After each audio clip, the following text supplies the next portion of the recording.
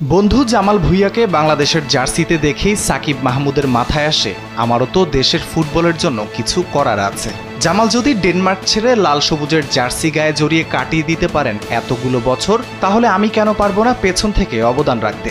যেই ভাবা সেই কাজ শুরু করেন প্রবাসী ফুটবলার খেলোয়াড় খোঁজার মিশন। আমেরিকা ইউরোপের নানা দেশ থেকে খুঁজে বের করেন গোটা 50 তরুণ ফুটবলার। নিজেই কোচ, নিজেই সিলেক্টর, বাংলাদেশ ফুটবল ফেডারেশনের সঙ্গে যোগাযোগ, গাটের টাকায় প্রায় 50 ফুটবলার নিয়ে হাজির হন ঢাকার জাতীয় স্টেডিয়ামে। অনেক আশা নিয়ে এলেও ট্রায়ালের নামে হয়েছে তামাশা। বাফুফের প্রতিশ্রুতি ভঙ্গে জামাল ভুঁইয়ার বন্ধুকে ডেনমার্কে ফিরে যেতে হয়েছে একরাশ হতাশা নিয়ে। 2.5 বছরের খাটুনি ও ঝরানো ঘাম খুব একটা কাজে দিচ্ছে না। প্রবাসী প্রতিভা খুঁজে এনে বাংলাদেশ ফুটবল দলকে শক্তিশালী করতে চেয়েছিলেন, অথচ নানা জটিলতায় সাকিবের স্বপ্ন অনেকটাই ফিকে হয়ে গেছে। কালবেলার মুখোমুখি হয়ে সেসব কথাই জানালেন ডেনমার্ক প্রবাসী ফুটবল অন্তঃপ্রাণ এই তরুণ। এই জার্নিটা নিয়ে যদি সংক্ষেপে বলেন কিভাবে এই কাজটা আপনি করেছেন। আমার এই জার্নিটা শুরু হয়েছিল যখন আমি জামাল ভুঁইয়া, আমার যে ছোটকালের ফ্রেন্ড, তাকে তো আমি সেই অলমোস্ট 15 বছর ধরে খেলা দেখতেছি সে কিভাবে খেলে। সে যে ইউরোপিয়ান লেভেল স্টাইল যেভাবে খেলে, ইউরোপিয়ান বেসড মেন্টালিটি ভাবে কিভাবে খেলে, সেদিন সে যদি একা অলমোস্ট 15 বছর বাংলাদেশ জাতীয় দলটাকে নিজের ঘাড়ে তুলে রাখতে পারছে, তো আমি চিন্তা করলাম যে 2.5 বছর আগে আমি যখন কোচিং খেলা শুরু করলাম, কারণ আমি তো ছোটকাল থেকে ফুটবল অনেক পছন্দ করি, নিজেও খেলি আর এখন তো কোচিং করতেছি। তো যে নলেজটা আমি গেইন করলাম, আর আপাতত আমি যখন দেখলাম বাংলাদেশের ফুটবলটা কেন আগে বাড়তেছে না, হঠাৎ করে আমার খালি মাথায় আসলো যে আচ্ছা, কেন আমি তাহলে কিছু না করতে পারি। আমি তাহলে কিছু করি, যেমন ধরেন ডেনমার্কে করতে পারছি ময়দানে গিয়ে, আমি তাহলে পিছনে পিছনে দেখে আমি কি করতে পারি যখন জামাল ভাই একসময় থাকবে না।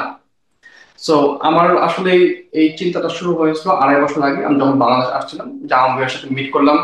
তো অনেক প্লেয়ারের সাথে মিট করলাম তখন, যেমন বিপ্লব ব্যানার্জিও ছিল, কথা কথা বললাম। সো তখন একটা আইডিয়া আসলো যে ইউরোপিয়ান নলেজটা কিন্তু এত স্ট্রং ফুটবলের মধ্যে, যে একটা প্লেয়ার জাতীয় দলে এসে 15 বছর নিজের শরীরে আলগা রাখতে পারছে।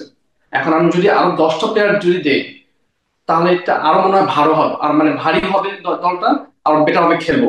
আপনাকে একটা এক্সাম্পল দিই, হামজা চৌধুরী কিন্তু প্রিমিয়ার লিগ থেকে ইউরোপিয়ান স্টাইল খেলে।